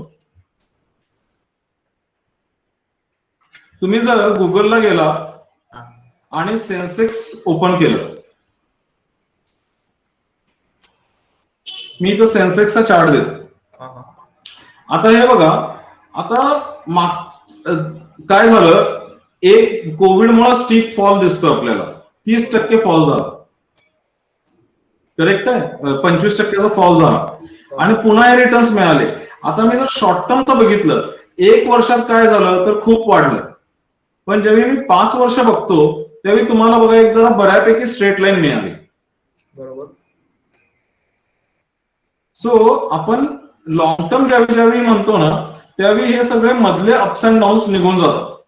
किंवा अगदी मी प्रॅक्टिकल उदाहरण द्यायचं म्हटलं, आपण जर कापड दुकानदाराला विचारलं की तू वर्षाला किती मिळवता, तर ते समजा म्हटले 12 लाख रुपये मिळवत. पण त्यांना म्हटलं की दर महिन्याला 1 लाख रुपये कमवता का, तर ते म्हणतील दर महिन्याला 1 लाख तसे होत नाही. दिवाळीमध्ये आणि लग्न सराईमध्येच माझे 7-8 लाख रुपये मिळतात. जुलै ऑगस्ट मध्ये मला नुकसान करायला लागतं कारण मला सेल लावायला लागतो आणि बाकीचे काही माझे ठीकठाक महिने जातात. मग 1 वर्षानंतर काय बघतो की 1 वर्षानंतर मला माझे 12 लाख रुपये जेवढे मिळवायचे तेवढे मिळवतो. मग मी मधलं विचार करत बसत नाही की मला जुलैमध्ये 50,000 नुकसान झालं, दिवाळीमध्ये 5 लाख रुपये जास्त मिळाले. मी ऍव्हरेज बघतो की मला 12 लाख. सेम असंच तुम्ही विचार करा की मी ऍव्हरेज 12% मिळवणार, कधी 50% पण मिळवणार, कधी -5 पण होणार, पण त्याचा ऍव्हरेज काढला तर 12% होणार आणि ते 12% कंपाऊंड होत राहणार. येस, अजून काही क्वेश्चन असेल, otherwise we will wind up the meeting. Sir एक लास्ट क्वेश्चन. कारण एवढे पेशन्स आणि एवढा वेळ फायनान्स बद्दल ऐकणं ही सुद्धा साधना आहे. रोहित सरांनी एक क्वेश्चन विचारलाय, what is Sensex? Okay, Sensex म्हणजे काय आहे, जे BSE वरती स्टॉक लिस्ट आहे त्याच्यातले 30 काही मोठ्या मोठ्या कंपन्यांचा एक मिक्स बनवला.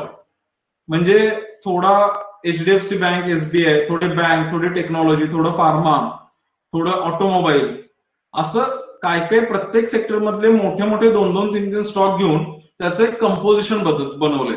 आणि असं समजा की या 30 स्टॉकचा एक शेअर, तो एक नाहीये, त्याला काही वेटेज आहे, पण आता आपण उदाहरणासाठी असं पकडू की 30 शेअर पैकी एक शेअर घेतली तर त्याची जी टोटल होती that is Sensex in simple terms. म्हणजे मग हे का लागतं की मार्केट कुठं चाललंय किंवा ओव्हरऑल कसं चाललंय मार्केट, हे एका स्टॉकवरनं नाही लक्षात येणार. त्याला आपल्याला म्हणजे परत मी सोपं उदाहरण रोजचं, मला जर भाजीपाल्याचे जर कुठे चालले हे समजायचं असेल तर मला 5-10 भाज्यांच्या ऍव्हरेज काढायला लागेल. मला नुसतं टोमॅटोचे भाव वरती जातात का खाली जातात हे बघून अख्खं भाजी मार्केट नाही समजणार. तसंच शेअर मार्केट कुठं चाललंय हे समजण्यासाठी फक्त HDFC बँक किंवा फक्त रिलायन्स कुठं चाललंय असं बघून चालणार नाही, तर मला एक ग्रुप ऑफ कंपनी कुठं चालल्यात हे जर कळलं तर शेअर मार्केट कुठं चाललंय हे कळतं. आणि ह्याच्यासाठीच वेगवेगळे इंडेक्स बनवले जातात. त्यातला सेन्सेक्स आणि निफ्टी हा खूप पॉप्युलर लार्ज कॅप इंडेक्स आहे.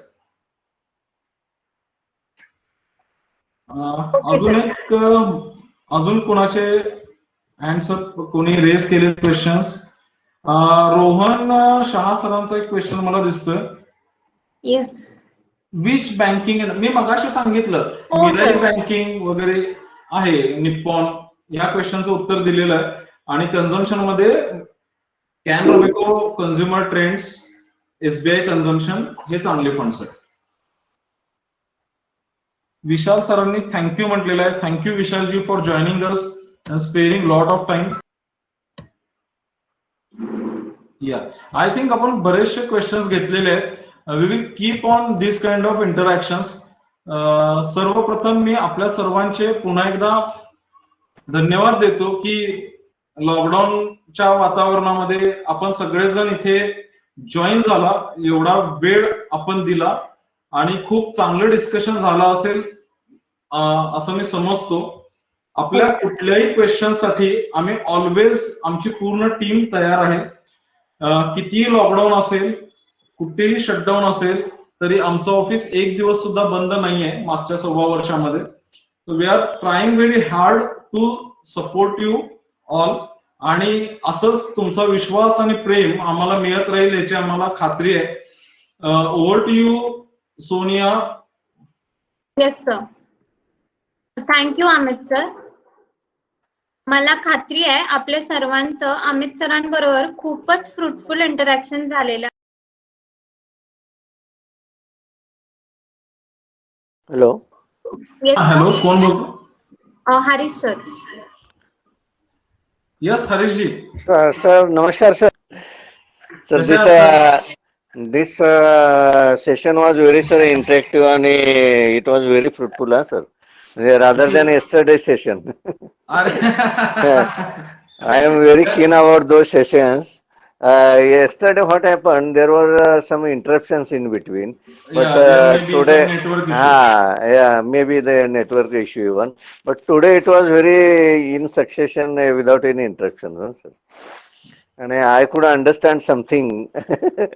Thank you for joining. तुम्ही एवढा इंटरेस्ट घेतला की 2 session same to same back to back attend with that much patience and with some notes also with me. Which notes? Great. Pen and some writing material with me also.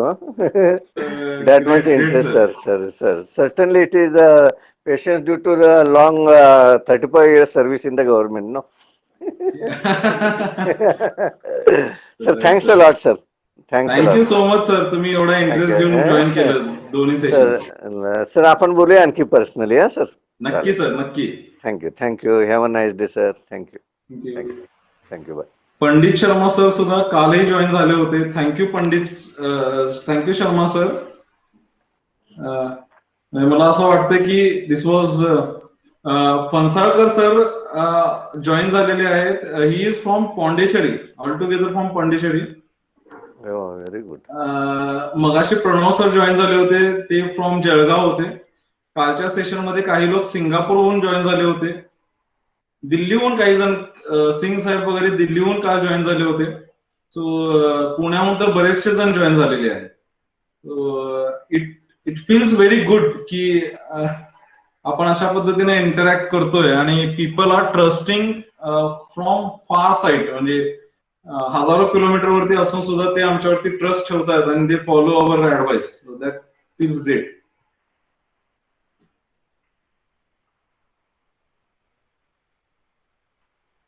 Yes, sir.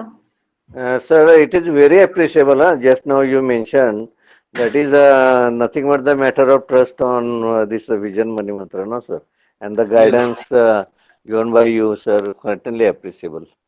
Thank you, sir. That's why they are investing time as well as money also, no? With you. That is really appreciable, sir. Really appreciable. That you are extending your hands to up to the Singapore and Delhi also. That is quite appreciable, sir. Really good. We are sitting in the Kolhapur only. That is not too much, but this is very creditable, sir. Thank you, sir. This is because of blessings of people like you. Certainly. We don't advertise ourselves anywhere because really. By blood, in our blood there is no selling, only advisory. So हे सगळे reference असे होतो. We just onboarded client from Vapi आणि it feels very good. त्यांनी जानेवारी मध्ये contact केलं आणि February मध्ये ते वापीहून कोल्हापूरला भेटण्यासाठी आले, just for a meeting of 1 hour. Really mentionable one, sir. Yeah. Sir, one incident I would like to share with you. Sir, आपलं annual gathering एक असायचं that I have attended once also in front of Woodland Hotel somewhere there. Right, sir. But because of this lockdown, we couldn't enjoy those events. No? We are also missing those days. आणि त्यामुळे मग मी काय सांगितलं, सोनालीला, माझी जी social media बघते, त्यांना सांगितलं at least त्याचे व्हिडिओ तरी युट्यूब वरती टाका. We will enjoy the memories. Those sweet memories, let us have those memories. But I think it will be repeated after lockdown is over, no sir? Let us 100% sir, नक्की आपण चांगलं get together करू. At that time also I was very happy की त्यावेळी सुद्धा आम्हाला जसं आज 2 सेशन करायला लागले, त्यावेळी सुद्धा आम्हाला 450 2 वेगवेगळे सेशन करायला लागले. म्हणजे it was. I would like to mention one thing. We attended with all our family members, no sir? That was yes. It was a family get together. And it was very graceful, and your staff was also rather involved, and they presented very well. I do remember those events. Yes, sir. Perfect. Let us hope so, sir. After 2 years at least, let us enjoy. At the earliest, sir. जसं आपण safe होऊ, immediately we will definitely arrange. कारण मी म्हटलं ना की मला सुद्धा भेटण्याची इच्छा होती. आता बघितल्यानंतर जराशी अजून एनर्जी वाढली. Anand sir, hello sir. Dilip sir, good evening sir. Good evening, thank you very much.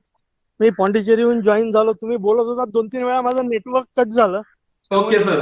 Disruption झालं, but otherwise I attended almost the entire meeting. Very nice sir. तुम्ही अटेंड केलं एवढ्या बिझी शेड्यूल आणि right away from Pondicherry. Yes, thank you very much for all the information. परत session असेल तेव्हा कळवा मला व्हॉट्सअप वरती. शक्य असेल तेव्हा जॉईन होत जाईल. नक्की sir, definitely. Thank you. Okay, bye. Bye sir. Anand sir, कसे आहात तुम्ही? नमस्कार सर. नमस्ते. वाटलं तुम्हाला भेटून. आता असंच भेटायला लागत आहे. असं वाटलं की आपण समोर बसून आहोत. टेक्नॉलॉजी जवळपास अंदाजे 1 वर्षानंतर आपण नागोरासमोर बसून असं भेटतावं असं वाटलंय. दॅट्स वाय ऍक्च्युली ही आयडिया जी आहे ना, म्हणजे I should thank my wife Darshana. Last week we were discussing just की काय आपण आधी दर महिन्याला 2-3 सेमिनार घेत होतो, आणि आता सेमिनार तर राहिलं लांबच, इव्हन इन पर्सन सुद्धा, कारण वॉकिंग्स कमी झाले आणि इट इज फिलिंग लाईक फक्त फोनवरती बोलतोय. देन दिस शी रेकमेंडेड की why don't you have a online meeting for existing clients. असंही मार्केट आउटलुक आपण युट्यूब वरती देतोय, so you will have a 2-way communication. So त्यामुळे आम्ही मग ते इमिजिएटलीच इम्प्लिमेंट केलं आणि सगळ्या टीमनी फटाफट त्याची तयारी केली आणि within 3-4 days we arrange entire team. So मला सुद्धा खूप बरं वाटलं सगळे चेहरे बघून. Amit sir, thanks म्हणायला पाहिजे सगळ्यांना. Yes, I will definitely convey. Jagtap sir, बोला ना. Amit sir, I would like to thank Darshana madam also, as you rightly mentioned here. And again, one thing that your staff like Priyanka madam, Sonia madam, Saili madam, even Renu Patil madam, as well as Prasad sir, very involvement and very dedicated, devoted staff with you, sir. That's why, and you are heading the team very efficiently and very effectively. Yes, sir, I would like to mention very specially, sir. That's why yes, sir, I am very much lucky to have team like this. Really, sir. हे तर तुम्हाला दिसलेले सगळे frontline warriors आहेत. There is a very good back end team, त्याला backbone म्हणायला पाहिजे. Parth is sitting in front of me. He has arrange entire setup, flawless सगळं हे कम्युनिकेशन होण्यासाठी. And my Ayush, my son, कालची मीटिंग आपली ओव्हर रूम साईज संपली आपली, म्हणजे त्यामुळे जवळपास 40-50 लोक जॉईन होऊ शकले नाहीत कपॅसिटी संपल्यामुळं. विदिन रात्रीमध्ये त्याने तासा 2 तासामध्ये नवीन डोमेन घेऊन त्याच्यानंतर सबस्क्रिप्शन करून सगळा सेटअप करून, so because he is in to technology, तर त्याने विदिन 2 आवर्स रात्री 11:30 वाजता ही मीटिंग अरेंज केली, म्हणजे सेटअप केली, आणि आज आपण 4:30 भेटलो. So I am very happy की एंटायर टीम, म्हणजे फ्रंट एंडची टीम तर तुम्हाला दिसतीच आहे, बॅक एंडची टीम इथं सोनाली जॉईन झालेली आहे. हे सगळं जे तुम्हाला कम्युनिकेशन येतंय, त्याचे अपडेट्स येत आहेत, शी इज वर्किंग व्हेरी हार्ड. ते नंतर कंपाईल करणे, ते नंतर सगळ्यांना इन्फॉर्म करणे. सो डेफिनेटली आपल्या सगळ्यांसमोर I definitely thank entire my team as well. Sir, really, you mentioned very well that the technical team is very much rather important in those sessions, no? To Yes, continue, yes. and as you rightly mentioned, up to 11 p.m. they took some pains. That's why we can talk now in Right, front, right. like sitting in the office only. Yes. That's why we have to mention those staffs also. Yes, sir. Yes, sir. Really thankful, sir.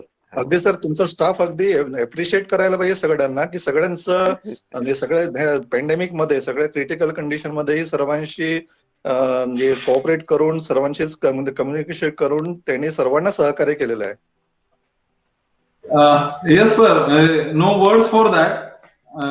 एका बाजूला मी जर client एंडना म्हटलं तर that is our duty, पण या एंडना जर विचार केला from office point of view, it is very difficult. म्हणजे नुसतं ऑफिस डिस्टर्ब झालेलं नाही, तर प्रत्येकाचं घर डिस्टर्ब झालंय, working environment and all these things. So but we manage. आता जवळपास वर्ष, 1.25 वर्ष झालं वेगवेगळ्या पद्धतीनं आम्ही कधी हायब्रिड सिस्टीम वरती काम करायचो, कधी आता सध्या आम्ही 100% वर्क फ्रॉम होम एन्व्हायरमेंट मध्ये काम करतोय. Yes, but we are lucky. आणि एंटायर म्हणजे आमचे वेंडर्स पण आहेत ना, दे आर सो गुड. म्हणजे बी वायरमन पासून ते सॉफ्टवेअर डेव्हलपर ते हार्डवेअर पर्यंत, if we just call them once, this get the things done. म्हणजे इव्हन पूर्ण लॉकडाऊन मध्ये सुद्धा जर मला वायरमनला काय काम आहे तर त्यांनी येऊन केलेलं आहे. सो मी म्हटलं ना, I should say that I am lucky as far as the people are concern. Clients are very nice, team is very good. Again, bye. Amit sir, last point I would like to mention again.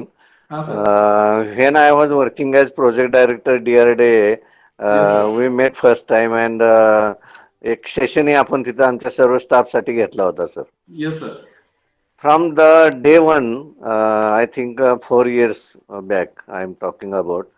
तर तेव्हापासून मी आपल्या या सर्व म्हणजे vision मनी मंत्राचा फायदा घेतो आहे. अगदी मला आठवतं आपल्या प्रियांका मॅडम तेव्हापासून माझ्या टच मध्ये, आणि आता दुपारी सुद्धा माझा सेशन चुकण्याची शक्यता होती बरं का, त्यांनी 10 मिनिटं आधी तो रिमाइंडर कॉल टाकलेलाच आहे. I would like to mention specifically. आणि सर, खरोखर आपण आता हे किती वर्ष काम करत आहात? As a chartered accountant sir आता 17 वर्ष पूर्ण होतील. नाही, म्हणजे मला का म्हणायचं आहे, म्हणजे स्पेसिफिकली मला हे सांगायचं की मी 4 वर्ष मला माहीत झाल्यामुळं जेवढा काय आपल्याकडून मला फायदा घेता येईल तो निश्चितपणे झालेला आहे बरं का. आणि एक one sort of financial confidence ज्याला म्हणतो ना आपण फॉर इन्व्हेस्टमेंट, जे काही थोडीफार असेल त्या दृष्टीने, पण खरोखर एक चांगल्या प्रकारचं म्हणजे गायडन्स ज्याला आपण म्हणूया तो आपल्याकडनं मिळत राहतोय. मला एवढंच इथं मेन्शन करायचं कन्क्लुडिंगच्या वेळी की इतरांनी सुद्धा म्हणजे ज्यांना आत्ता फायदा मिळतो आहे आणि त्यांचं अजून एक वय आहे रिटायरमेंटचं, एक 20 वर्ष, त्यांनी खरोखर त्यांचं प्लॅनिंग चांगलं करून घ्यावं. कारण आम्हाला ती संधी मिळाली नाही सर. आम्हाला खूपच लेट ओळख झाली. म्हणजे 17 वर्षापूर्वी जरी आपण भेटलो असतो तर मला 17 वर्ष फायदा झाला असता, की जो मला सर खरोखर सर मला फक्त 4 वर्षच फायदा झाला. पण निश्चितपणे मी तो फायदा सुद्धा खूप मोठा आहे माझ्यासाठी, कारण ती 4 वर्ष सुद्धा माझी चुकली असती सर. आणखी ती चुकल्यापासून आपण खूप मला म्हणजे बेनिफिट दिलेला आहे. तो इतरांनी सुद्धा यातून धडा घ्यावा आणि आपलं प्लॅनिंग चांगलं करावं. ज्यांना अजून खूप वर्ष आहेत त्याने आपल्या फॅमिलीचं सर प्रत्येकाचं म्हणजे मुलांचं शिक्षण असेल किंवा इतर गोष्टी असतील त्या खरोखर म्हणजे आपल्यासारखा एक फिनान्शियल ॲडवायझर आपल्या कोल्हापूरमध्ये आपल्याला अवेलेबल आहेत हे खरं तर आमची म्हणजे अपॉर्च्युनिटी आम्ही म्हणायला पाहिजे. आणि मला तर सर गेले 4 वर्ष आपला प्रचंड बेनिफिट झालेला आहे. I would like to mention very म्हणजे heartly sir. Thanks a lot sir. Thank you sir, thank you so much. Thank you sir. Sunil sir आहेत, सर्वेश खेडेकर सर पण म्हणजे अप्रिशिएबल आहे. अगदी इनफॉर्मल मीटिंग मध्ये सुद्धा they are still here. Pandit Sharma sir आहेत. शर्मा सर तर काल पण होते. सुनील पटांगे सर आहेत. सर काय म्हणताय? Great pleasure sir. Yes sir, most welcome sir. Hello sir. Sunil sir नमस्ते. नमस्ते. काय कसा वाटला सेशन झाला? थोडा तुमचा आवाज ऐकून येतोय. हा चांगला झाला सेशन. Yes yes, thank you. लवकरच भेटू आपण पुढचे असे सेशन. Yes sir. लवकर भेटू सर. लॉकडाऊन एवढं संपू दे लवकर. Yes sir, face to face भेटायला आवडेल. नक्की नक्की sir. Shall we conclude meeting now? हा sir. Yes, yes, sir. sir. Yes, sir, sir. Yes, sir. Okay, thank you. Thanks a lot. Sir. Thanks a lot. Bye. See you Bye. soon. Bye bye bye.